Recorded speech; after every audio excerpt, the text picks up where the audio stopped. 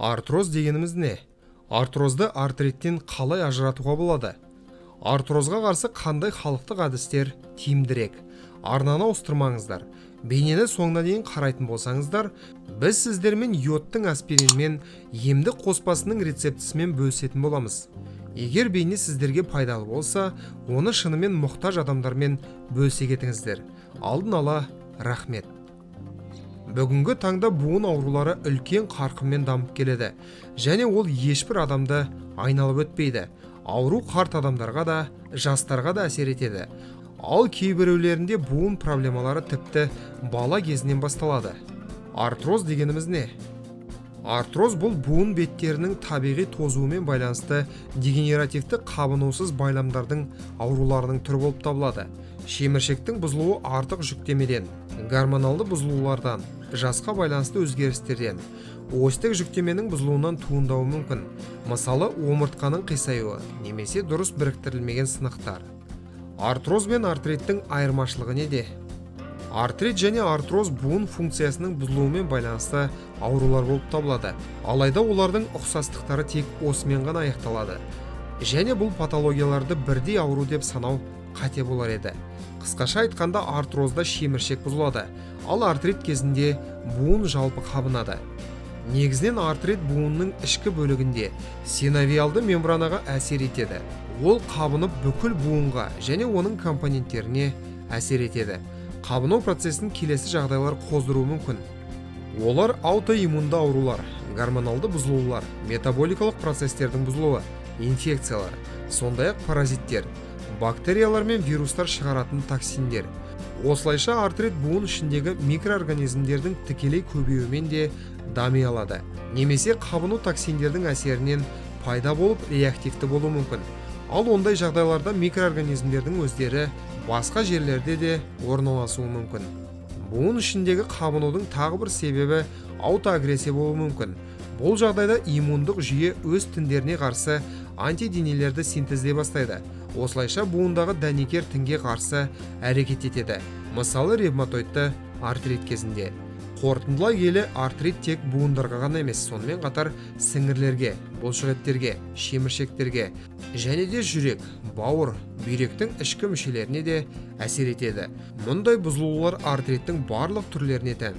Ал артроз кезінде онымен бірге артикулярлық шеміршек те зақымдалады. Және көбінесе өзгерістер қарт жастағы адамдарда немесе буындарын үнемі жоғары жүктемеге ұшырататындарда кездеседі. Сондай-ақ осьтік жүктеменің бұзылуында, яғни омыртқаның қисаюында болады. Көбінесе қолдың буындары, тізе және жамбас буындары артрозға ұшырайды. Артроздың дамуымен буын беттерінде деформация байқалады. Остеофиттер, тұзды өсінділер пайда болады. Кейде артрозбен қабыну процестері де пайда болып жатады. Көп жағдайда олар аурудың екінші, үшінші сатысында дамиды. Патология бүкіл шеміршекке әсер етеді. Осы аурулардың арасындағы маңызды айырмашылықтардың бірі олар адамның жас айырмашылығы. Көптеген жағдайларда артроз 50-60 жас аралығында науқастарда диагноз қойылады. Ал артрит болса кез келген жаста пайда болуы мүмкін. Сізде артроздың пайда болып жатқанын қалай білуге болады? Артроздың алғашқы белгілері бұлшықет ыңғайсыздығымен, кернеумен және буындардың қысылуымен көрінеді. Сонымен қатар түнгі буындардың ауруы және орташа ісінудің пайда болуы мүмкін. Кейінірек таңертең қаттылық пайда болады, және бұл артриттен осымен ерекшеленеді. Даму барысында буындардың пішінінің өзгеруі, олардың қозғалтқыштығының нашарлауы пайда болады. Ал кейінгі кезеңдерде ауырсыну тәуліктің кез келген уақытында пайда болады. Сонымен бірге физикалық күш салғаннан кейін күшейе бастайды, және де деформация пайда болады. Егер уақытылы емделмесе, онда ауырсыну синдромы одан әрі дамиды, және өздігінен қозғалу мүмкін болмайтын жағдай пайда болады. Енді біз сіздермен артроздың тиімді және қымбат емес халықтық әдісімен бөлісетін боламыз. Аспирин қосылған йод тұнбасының рецептісі. Үйдегі халықтық әдістердің ішіндегі аспирин мен йод тұнбалары ең танымал болып саналады. Мұндай қоспа ісінуді азайтуға көмектеседі, ауырсыну мен қабынуды тез жеңілдетеді. Мұны істеу үшін 10 аспирин таблеткасын алыңыз және ұнтақ күйіне дейін ұнтақтаңыз. Содан кейін 5% йодпен шамамен 10 мл араластырыңыз. Сұйықтық мөлдір ерітіндіге айналғанша мұқият араластыру керек. Йод пен аспириннің мұндай қоспасы анальгетикалық және қабынуға қарсы әсер етеді. Тұз шөгінділерінің еруіне де ықпал етеді. Қоспаны қалай қолдануға болады? Ол үшін алынған қоспаны зақымданған буындарға жағу керек. Процедура ұйықтар алдында тері тазаланып жуылғаннан және кептірілгеннен кейін жүзеге асырылады. Қоспаны қолданғаннан кейін үстіне целлофанмен жауып, жылы матамен орап қою керек. Бірнеше сағат бойы буындарды мазаламаған жөн және оған суық тигізбеу керек. Сондықтан бұндай процедураны түнде жасаған дұрыс. Емдеу курсы 3 күннен аспайды. Кейін 10 күн үзіліс жасаңыз. Және қажет болған жағдайда артынша 3 күндік курсты қайтадан қайталаңыз. Бұл қоспа емдеудің бірінші күнінен бастап әрекет етеді.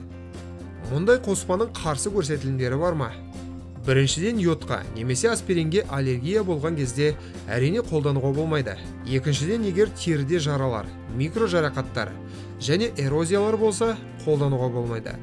Ал қалқанша безінің аурулары кезінде процедура алдында эндокринологпен кеңесу керек. Құрметті көрермендер, осымен бүгінгі шығарылым аяқталды. Роликті соңына дейін көргендерге, сондай-ақ арнаға тіркелгендерге ерекше алғыс білдіреміз. Бұл бейнені достарыңызбен және жақындарыңызбен бөлісіңіздер. Әрқашан ең пайдалы нәрселерден хабардар болу үшін арнамыздан алыстамаңыздар. Келесі кездескенше аман, сау болыңыздар.